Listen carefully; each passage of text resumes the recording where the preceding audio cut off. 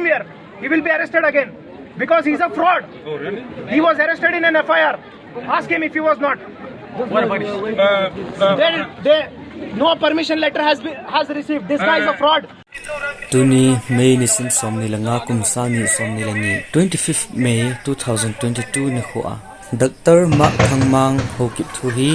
social media chungchung ma hi su ke du hi in ama hi omna daily tulpia sarkar hon amani ti thu izalvin hichi ama kina dan chung thu a lung hailo a hilowa le ama ngai lua gamlenam ngai lu ho minu mi pa hian nunga gol hang chapang ho hi jang le amun akiti khomun mun choma hiti chon pan ala win adi in tua hi Churchampu town singa Dr. Mak Thangmang kimat dan lung ai lo sia kiman cha na ho video cham cha iwa do hin hichi video hi kuman asia igal loadingu khat su min sit na le khat sai phat dinga helowa ani khunia 25th May 2022 ni kha video viral ho collection hin ke bol ai bowe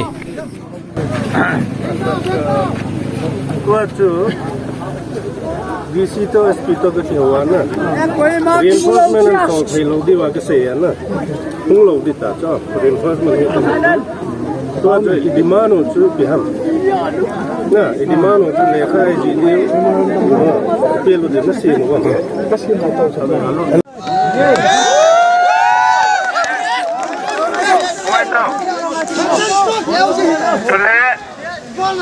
reinforcement macam tol lodi wa SP bom akse honta do di sipato dia tu loker ho bol ngai to alam kai ding ni tu to ke to di sipato i to ke hang chalo bo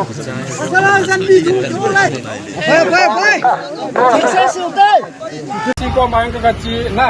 dia si dia mungkin pi ko do kam ta cho ai banga ka le ya bunu ya ka chi cho police ang imat ba buk di ai banga chu ka chia police ho ki harong ta na ya chu ke si ko ma ka chia ku kia ke so ka ke ho kia ai poi no pan la pi lo ni ti diam mi pi wa mi thang to mana leadership pu lo wa min thang to mana gam le nam ngai lu ya pong hi chu la ya ka sei pha na chu hung ke ho kong ki ba hung win mi tu na hom ta ke la leader di ka he ta ke ma chang ka chi cho ka chia ka ke ho ya mi memorandum is ding ho ika pira ta chu ke so ho tolam kaina memorandum ka pira photo ang ka ba cha disin sing man copy khara ki koya xerox copy lo bu cha soi ka bor sa na hichi kana put up tinga hi jinglang thai la really na chinom wa hi le application in 7 accept ka boarding hi peaceful ta na chi thei di ta adp na ya chu really chi na din chu ipi group yang le hung ki post in hung ki bong in tin langa permit ko le mak ho ki ngai bi si chu really peaceful ta chiu diu na ya chu tu ne nga chu gari la call pa diu na bor na kim su ke be asinu yang ki phone in tin na im ko teng ki phone in tin hitchan ya mi pin na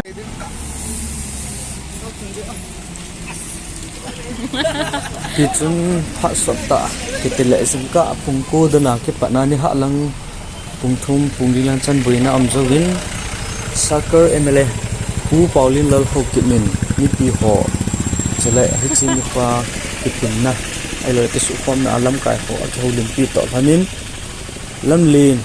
ke khatan ho zo si chu hando in am tan a hin thaile chu champu ki ka ke kom tu na lamlina thlai gari lin hian lang gari niu hi jong le azit leve ya ke pel tu ding gari tambe se ji chun ban ke bol bangin alang gari heido ma thailovin phasat pa hitin aboi dan ta hi